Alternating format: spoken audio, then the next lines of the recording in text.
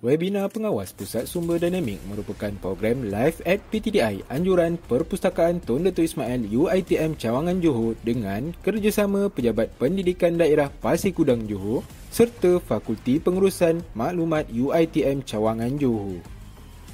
Pengawas Pusat Sumber Sekolah merupakan golongan pemangkin kecemerlangan setiap pusat sumber sekolah. Mereka merupakan penggerak aktif kepada pengguna dan pengurusan pusat sumber yang berkesan. Persiapan dari aspek ilmu, pengetahuan pelajar perlu dimantapkan. Bertitik tolak dari usaha untuk memantapkan pengetahuan pengawas pusat sumber sekolah, meninggikan martabat ilmu, memupuk semangat muhibah dan ukhuwah, webinar ini dilaksanakan untuk memperkukuhkan pengetahuan sedia ada berkenaan bidang tugas dan peranan mereka. Pandemik COVID-19 mengakibatkan kesukaran dalam meneruskan perkhidmatan perpustakaan dan pelaksanaan program secara bersemuka. Webinar Pengawas Pusat Sumber Dinamik telah dilaksanakan secara langsung bagi memastikan perkongsian ilmu dapat dilaksanakan kepada seluruh pengawas pusat sumber sekolah negeri Johor. Webinar ini dianjurkan untuk memberi bimbingan kepada pengawas pusat sumber sekolah supaya memperoleh ilmu asas berkaitan pengurusan pusat sumber sekolah yang lebih efisien, melahirkan pengawas pusat sumber sekolah yang bermaklumat dalam menjalankan tugas, meningkatkan kemahiran sebagai penggerak kepada pembangunan pusat sumber sekolah. Penganjuran webinar ini memberi pendedahan dan meningkatkan ilmu pengetahuan kepada pengawas pusat sumber sekolah melalui perkongsian kepakaran ahli akademik dan rakan industri.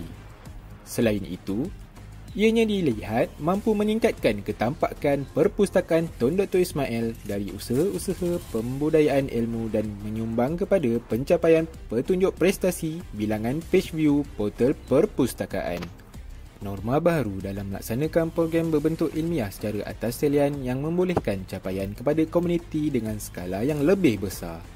Salah satu projek pengurusan perpustakaan di bawah MOU antara Universiti dan Majlis Bandaraya Pasir Gudang. Webinar ini memantapkan hubungan kolaborasi bersama Pejabat Pendidikan Daerah Pasir Gudang, Perpustakaan Tun Dato' Ismail dan Fakulti Pengurusan Maklumat UiTM Cawangan Johor. Penganjuran webinar Pengawas Pusat Sumber Dinamik ini telah menerima maklum balas yang sangat positif dari pihak peserta. Berikut adalah antara maklum balas yang diterima.